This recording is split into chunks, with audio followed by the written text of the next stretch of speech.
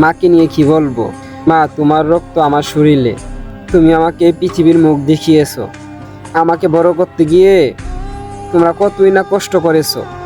আর এখন তোমাদেরকে ভালো রাখতে গিয়ে যদি নিজেকে ক্ষত বিক্ষত করতে হয়, এই প্রবাসে আমি নিজেকে ক্ষত বিক্ষত করে দিব।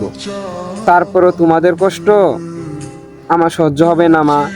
কারণ আমি দেখেছি আমাকে ভালো মন্দ খাওয়ানোর জন্য তুমি কত জায়গায় না দৌড়াদৌড়ি করেছো।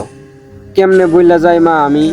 আমাকে ভালো রাখার জন্য আর আমাকে এতটুকু বড় করার জন্য তোমরা যা কষ্ট করেছো, তোমাদের এই কষ্টের কাছে এই প্রবাসের কষ্ট কিচ্ছুই না।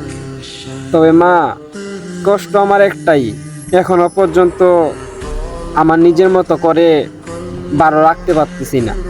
তবে মা, আমার যদি সুসময় আসে না, তখন তোমাদের কোনো অভাব আমি অপূর্ণ রাখবো না।